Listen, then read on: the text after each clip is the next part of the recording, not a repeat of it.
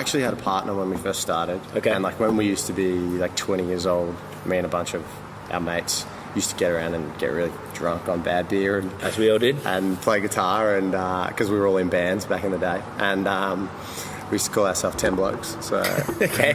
So 10 Blokes Brewing. Yeah, so it was 10 That's Blokes kinda Brewing cool. for a while. Yeah, it was kind of cool, but there was only two of us, and then he decided he didn't want to do it, and I was like, I can't keep 10 blokes, there's one bloke. That's kind of weird. So Are you a brewhead? I'm a brewhead. Are you a brewhead? I'm a brewhead. Y'all are brewheads? Yeah, we brewheads. So pour a glass of craft beer, we can do this. Yeah.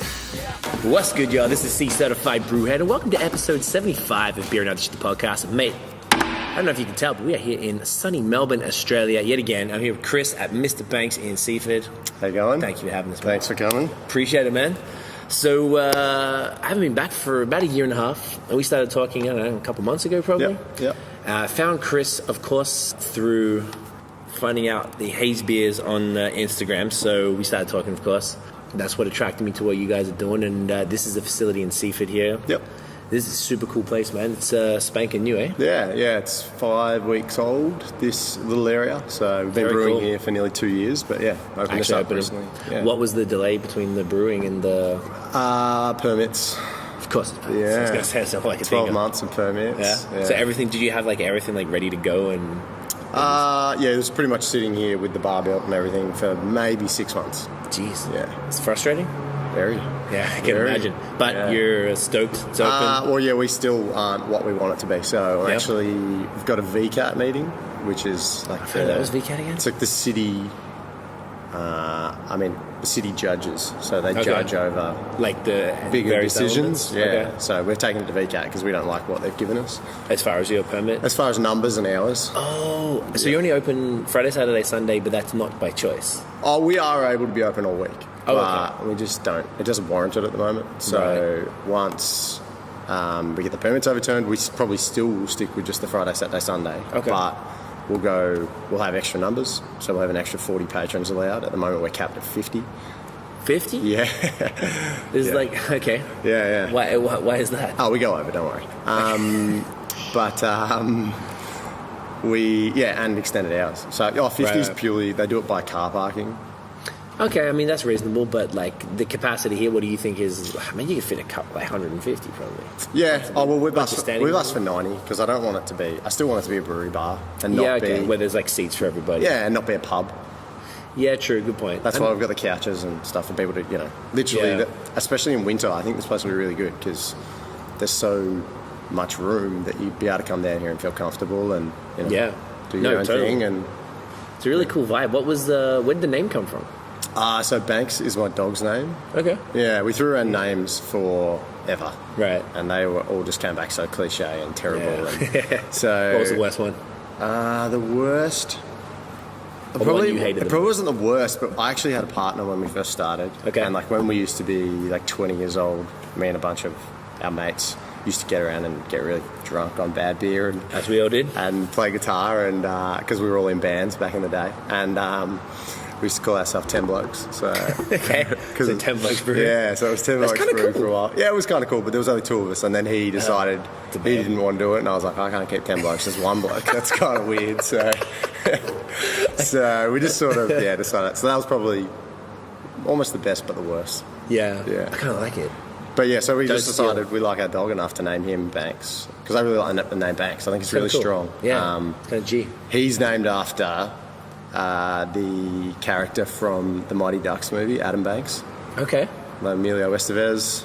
That was Ice who he hockey was? movies? Yeah, I remember the Yeah, movie, yeah. but I don't recall the character. Yeah. So Adam Banks was that little rich boy. They called him Cake Eater. So Okay. yeah, so we named him after that. That's random. Yeah, it's very random. But yeah, so I love it, man. We just went with that. Let's get into the beer. So we've got the first selection here. So the first one we're going is the Session IPA. Hop the Punk Hop Session IPA, Yeah. 4.9, which is damn near normal IPA. It's pushing the limits of a session, would you say? Yeah, I like my sessions to be large. Yeah. Well, get it anyway.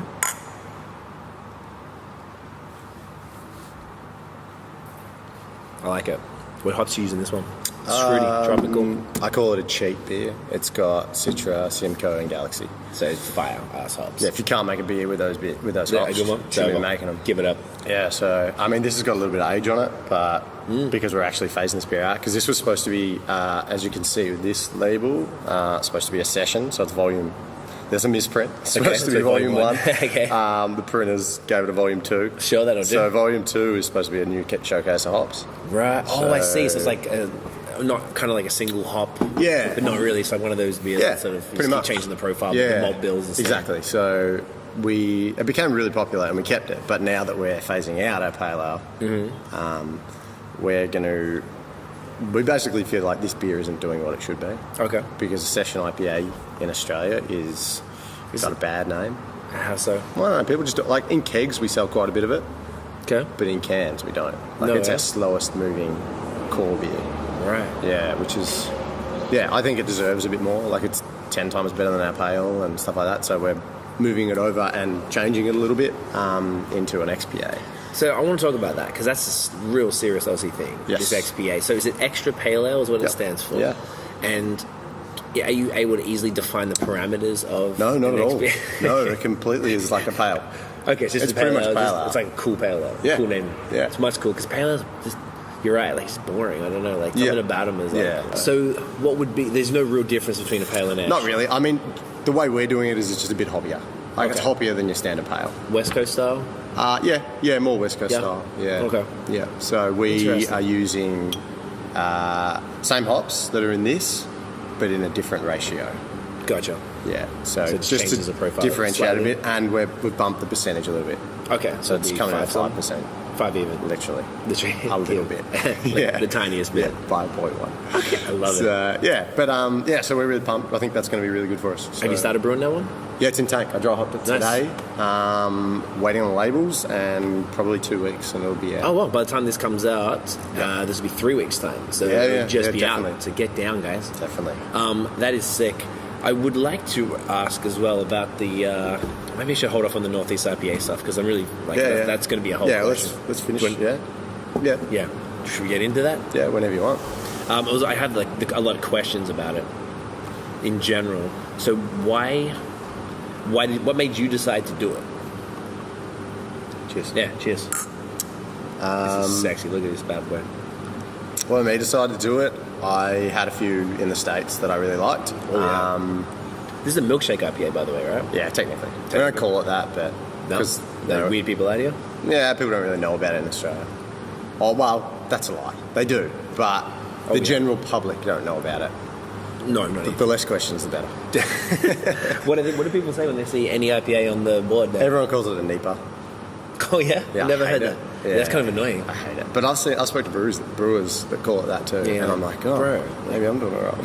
No, honestly, I've never heard that. Yeah, so we make a point of, we get a sales call and someone goes, hey, I need to get some of that NEIPA. I'm like, oh, you mean the New England IPA? Yeah. You're like, oh, okay, yeah. Yeah. Yeah, that one. Yeah, so, I mean, we hate it, me and our guys, but I don't know, it is what it is. What inspired you to make this type of beer?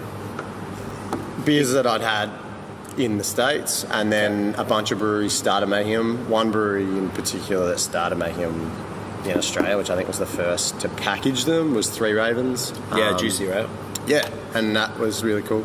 Okay, sorry, go on. Really like that, and I just wanted to... And I was sort of test batching them for a while, and I was doing them without lactose, and they were coming out nice, but I feel like they just weren't as smooth. Right. Gave them a little bit... I feel like when I started adding the lactose, it gave them a little bit of silk. Yep, I can get that as smooth as I like. Yeah, so the other one that I've got in tank doesn't have lactose in it, and it does have a bit more bite. It's not bitter. Like, this is 6.1%. Does not taste it. No, it doesn't. Whereas the other one's great. 6.6, and it doesn't taste it either, but, I mean, it's still very young, so it might, lose some of that bite. So that experimental,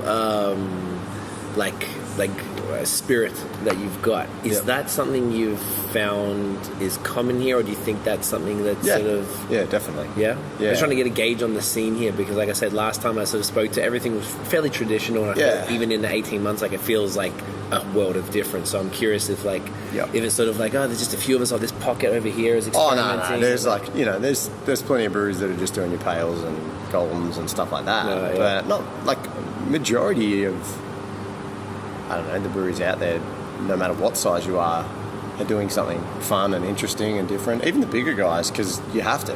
Right, to survive now. You're not going to stay relevant. There's no loyalty in beer anymore. No one buys the same 4-pack or 6-pack of beer every weekend because it just... No. And even you as a drinker. Do you want to drink the same stuff? No way. I think that's the beauty of like a smaller brewery where every time you come, this is not going to be the same. No, exactly right. And then we've also got guest taps too. Yeah, I saw that, which is great. So when we run out, because we started with every tap full, but since then we've obviously ran dry and on a bunch of them. So right. Yeah, give it a couple of weeks, we'll probably have every tap full again, and then when we don't, we'll get friends breweries in, and that's sick, man. Is that and they both from close? Yeah, so Mornington's around the area. Yeah, Wolf of the Willows, they're in Cheltenham, so not far. They're really good friends of ours. Nice. We've got Keg from Dayton, who are literally around the corner. Yeah, they're in Carrum Downs, right? Yeah. I heard the good things about them. Yeah, really good beers. Yeah, good beers, good guys. So yeah, we've got a keg of theirs to put on afterwards. And, nice. Some people might say, oh, they're literally around the corner of the competition. No, they're not. That's why I like breweries. They're not at all. Because we all know that as a drinker, like, you don't want to drink the same stuff all the time. So, of course, it's like, I want to try something different. You want to do a nice little... that probably comes into a nice question. Is there, like, a solid scene around here? Like, I know we're going to Mornington after this. Yep. So, like, that's close by. And then you've got Dayton. You said, I didn't realize they're pretty close. Like, is there, like, a nice little Mornington-ish, or whatever you want to call it, like, peninsula kind of scene out here? Like, yeah. Like, you could do a nice little afternoon. And there's a bunch of tour groups that are now starting to sort of do it. Nice. Because there is recently. Like, you've had Mornington and Red Hill, who have been, like, the two OGs of the peninsula, which, they're not even... I mean, Red Hill's been around for, like, 10 years, but Mornington's probably only 6 or 7... Yeah, something like that. But and gone from strength to strength. So they're doing well.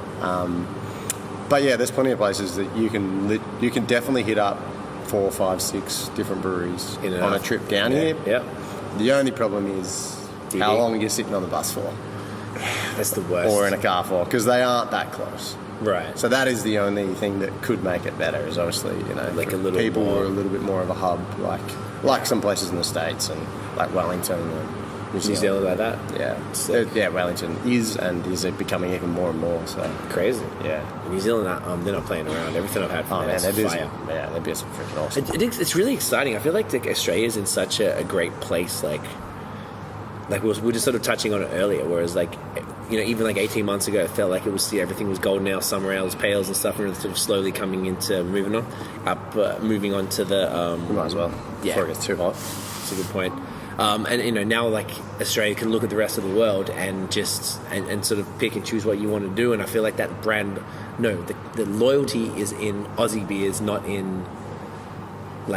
to breweries. So locals, I want to drink Aussie beers. And I see it in Canada too. Like, no, I drink Ontario beers or I drink Quebec beers or whatever. Yeah, and I think that's super dope. And I feel that here. Oh yeah, there's a huge amount of pride in having. Yeah, so it's West Coast-ish. West Coast IPA? Yeah, that uses some Australian hops. Called IPA. Easy. Yeah. Which Aussie hops? It's got Galaxy, Mosaic, Centennial, and Columbus. Nice. Yeah. Bit of classic. It's got a bit warm now. Hey, it's alright. Probably above 10. Get in you. Yeah, a bit of New World and Old World. That's solid. Not too a little resiny. bit of malt back on. I like that. Yeah, it's just... I'm picky with this shit. For a 6.4. 6.4? Yeah, it's, Yeah, that's solid, dude. Yeah, I like it. It's fruity. How did you get here? Let's get your story, mate. Like, how did you open a brewery? How did you start brewing? It's a pretty boring story. I'm here for it. You've probably heard it 1,000 times over. I basically left school and started home brewing because beer was cheaper to make than buy. Fair. What were you using? Cooper's little supermarket ones? We didn't get Cooper's. We bought it from like homebrew shop. Proper stuff. It was just a tin. It was beer in a can. Yeah. So was it just dry malt actually? Yeah. DME? Yeah, it was just DME. And literally cooking on the stove and then bottling days and stuff like that. Making like lager pilsners and stuff? Pales and ambers, pretty much. Oh, that's what's in the cans, eh? Yeah. And that was probably 10, 12 years ago now. Jeez. And at school, I never really paid much attention. I was into sports. I don't know how I passed, in a sense. Like, I was never there, but you made it happen. Where'd you grow up? I grew up in Mount Eliza, so literally just down the road. Yeah. About 10 minutes down the road. But I was just majorly into sports and put all my time into that because I thought there was a career afterwards. In sport? Yeah, which was a possibility for a while, but then I had a couple of back operations and It's over. yeah, that's what threw me out. So I decided I'd go sling kegs and 25 kilo grain bags all day. Of course. Yeah. Great feedback. Yeah. But no, so yeah, and then just sort of found brewing and started brewing with friends, and I just kind of got obsessed with it.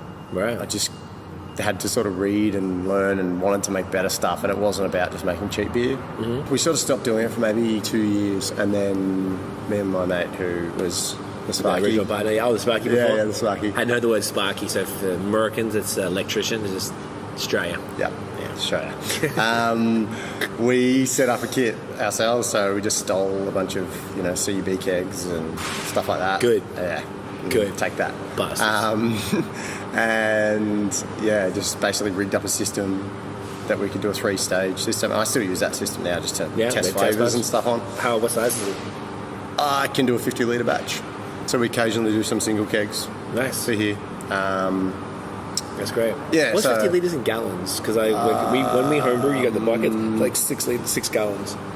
Well, 5 gallons is 19 litres, so it's like, what, 13? Oh, you're doing like, okay. No, it's like 20.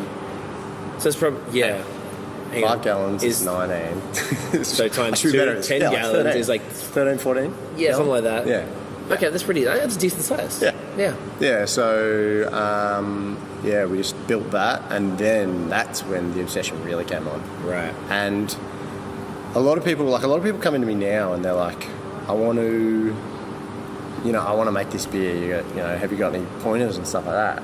And, I'm the first person to say I'm no expert. I have learnt everything by doing pretty much, and, Dr. Google and all that sort of stuff. So, I did a few short courses, but it hasn't really done much for me. It's pretty much... Right, you've self-taught. Yeah, I figured it out. I made a hell of a lot of mistakes, and it's cost me a shitload of money along the way. Imagine, you're making 5 beers now. Dumping batches and stuff like that. So, but the biggest problem a lot of people do, come to me and sort of say is, I'm trying to make this, this vanilla, salted caramel, chocolate Pilsner. And I'm like, do you know how to make a pale ale? Yeah. Just make a pale ale or just an chill, IPA. Yeah. And that was one of the things. I just became obsessed with making IPA. And I made my IPA recipe for, I reckon, 6 or 8 months just on a homebrew scale. Every 3 weeks. And I'd just dump it. I'd just be like, no, not good enough. Put it down the drain. Really? Put it down the drain. And it took me a long time to get it because... Why didn't you drink it anyway? It's too much beer to drink on my own. Okay. Couldn't share it? May still want free beer? Yeah. I guess no, we did. We threw parties here and there and stuff like that. But yeah, when I didn't have to, I'd just chuck it down the drain, which was quite often. I didn't have a trade waste agreement for that. So. Yeah. But yeah, so I just sort of became obsessed with doing the basics and didn't go too... every Christmas I'd do a new sort of Christmas beer, which was a bit more full on and stuff like that. Sick. But yeah, I wanted to get the basics down pat and try and nail them, and then go for the fun stuff. And right. Yeah, it's at that stage. Obviously, this was never something that I thought would actually happen. I was just making beer and having fun. And what time frame we're talking now? How far back was that? 5, 10? Probably 5 years ago. 5 years ago? Yeah. So when did it become hey, I want to open a brewery? Real? So me and the mate who was the Sparky, who was brewing together, we sort of... There's a few breweries that start up around Melbourne that are much older than us now, and they started on recycled dairy kits. Okay. So literally remanufacture old dairy vats and put elements in them and do all that sort of stuff. So we saw a few pop up along the way. We just kept our eye out and saw a few pop up along the way, and just decided maybe we should buy some equipment and then we'll put it somewhere and we'll make some beer on the side while we're doing our other jobs. And if we make some money off it, sweet. If we don't, we get and it covers the cost. Yeah. Because the stuff we were buying was enough to make 1,200 litres worth. So it's a decent amount. Yeah, decent That's size, a lot of kegs. which is a 10 barrel. It took about 7 or 8 months to set up properly. And that included with permits, getting this place? Yeah. Yeah. Getting this place, permits, cutting the floor up and putting holes in the walls. So how much you clearly got all this stuff? So that's actually all only new, been in for 6 months. Okay. Yeah, so we used to use that dairy system that I was telling you about. Right, and that's it, still back there? No, so I sold that. That went recently to a little brewery in Brisbane. Nice. They took that stuff, so... Going to a good home. Yeah, so they've taken over that, and... Yeah, but we used that for near on 14 months, probably. Okay. And... 12 to 14, and it was just way too much to do as one person. Right. Because the brew days were 12, 13 hour days. Jeez. I do now double batches in 12, 13 hour days. So Before it was like one batch? Yeah, it was like 1,200 litres, 12, 13 hour days, because it was just so manual, and it wasn't sustainable. So I just decided, we've sold a bit of beer. We've shown that we, Know what you can sell a product, not just can make a beer, but, have the marketing side to do what we need to do and stuff like that. So, we just decided to spend a bit of money, and I jumped on a plane and went over to China and picked up them bad got boys? some equipment and checked it out and made sure it was everything I want it to be. And, Hell yeah. Yeah, and we got that in July last year, and it's been Beefed good. it up. It's made life a lot easier. Should we go? Yeah, go the double. Before I get too, I'm sorry. turns to a hot chocolate. Yeah. Cheers, man. Solid. Oh, wow, that's sweet as fuck. Yeah, got some heat. Got some heat. Was that 9? Yeah. 9. But yeah, it's that's like, how old will that be now? It's probably sitting on near 3.5, 4 months. So it's. Oh, okay. That's old. So starting to. I'm surprised we got these out of the keg, to be honest. Yeah. Yeah. Hey, it's a trend. So Yeah, it's alright. It's pretty resiny. Yeah. No, I don't mind it. I like your. It's lost all the fruit character. Yeah, I had a bunch before. Yeah. I like your honest appraisal of your own wares. I like that about brewers. Like, dudes, it's like, no, not good, not good. Yeah, they all need changes.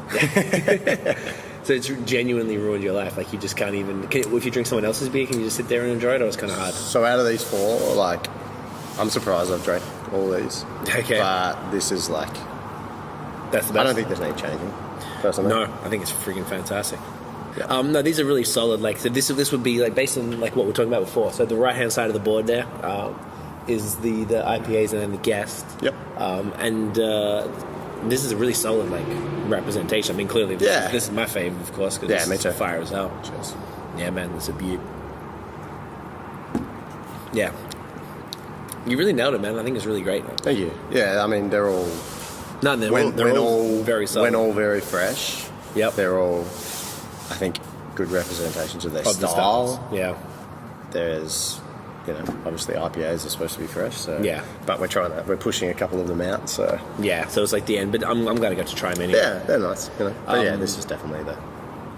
Anyway, anything else we need to cover? Did you miss anything? No, I think we're good. I'm feeling pretty confident. Yeah. Man, thank you for your time, brother. Really appreciate it. Thanks for coming down. Thank you so much. So, guys, check out Mr. Banks. It's Mr. Banks Beer Instagram, yes. on Instagram, website. MrBanksBrewing.com.au. Perfect. Facebook /Mr. Banks Brewing. I don't have Twitter. I'm pretty bad on socials. Email me. I won't get back to you. Nah, it's not happening. Check out. So if you definitely come to Melbourne, come down to Seaford to the brew pub, and you better pick up a lot of the beer. Well, Yep. you can try. Yeah, most of the before beers, it goes. takeaways for at a lot of least a places. week or so. Yeah. Yeah. So good luck, but it's worth the crack. So guys, thank you so much for watching. If you enjoyed the episode, chuck us a thumbs up. Hit subscribe below wherever the hell that is. Follow us on social media at BAOS Podcast, and check out the long form audio like this. We have legends like Chris on, and that's about it. Fucking thanks for watching and listening. Did I forget something? You look at me like I did. That's it. Get in ya.